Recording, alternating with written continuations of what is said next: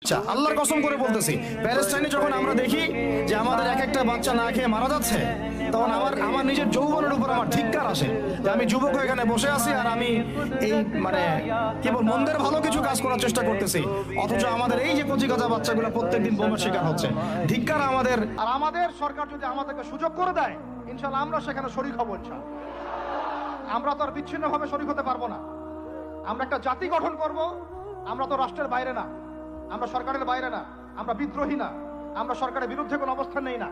আমরা দাবি জানাবো, যদি আমাদের প্রত্যেক সদস্যকে, মানে আমাদের এই যে আমাদের দেশের যারা প্রশাসনে আছেন, আমজনতার মধ্যে আছেন, যাদের মধ্যে জিহাদের জজবা আছে, যারা ইহুদিদের সাথে জিহাদ করতে চায়, এই মানুষগুলোকে আপনারা প্রশিক্ষিত করেন, করে গাজায় পাঠান ইনশাআল্লাহ।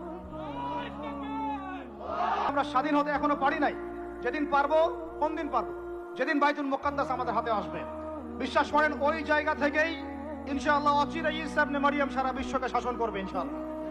ওই সময় দেখবেন মুসলমানরা স্বাধীনতা কাকে বলে। আমি বলেছি, এক একটা জুলুমে 10 গুণ চড়া হিসাব আদায় করা হবে ইনশাআল্লাহ। এটা হবেই, আমরা পারি আর না পারি, আমরা বেঁচে থাকি আর না থাকি, আপনারা থাকেন আর না থাকেন, আমাদের বাচ্চারা থাকুক আর না থাকুক, একটা প্রজন্ম আল্লাহ পাক নিয়ে আসবেন। একটা প্রজন্ম আল্লাহ পাক নিয়ে আসবেন। আমি বলছি, ওই প্রজন্ম টিকটক প্রজন্ম না, ওই প্রজন্ম এইসব মানে সেলফি শোডাউন আইওয়াস প্রজন্ম না। ওই প্রজন্ম এরকম না যে নামাজ পড়ে না, কোরআন তেলাওয়াত করে না। ওই প্রজন্ম এমন না দাওয়াতের মেহনত নাই, ওই প্রজন্মের জিহাদের কোনো জজবা নাই, ওই প্রজন্মের মধ্যে ইসলামের সাথে এই কোনো জ্ঞান নাই, ওলামায়ে কেরামের কোনো সোহবত নাই, দিন প্রতিষ্ঠার কোনো ফিকির নাই। এমন প্রজন্মের কোনো প্রয়োজন নাই আমাদের।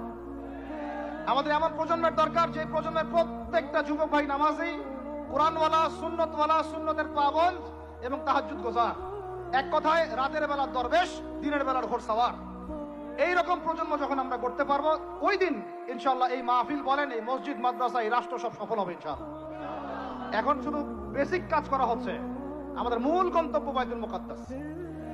ওইটা না আসা পর্যন্ত আমাদের শান্তি নাই, ঘুম নাই। কারণ ওরা আপনাকে ঘুমাতে দিবে না তো।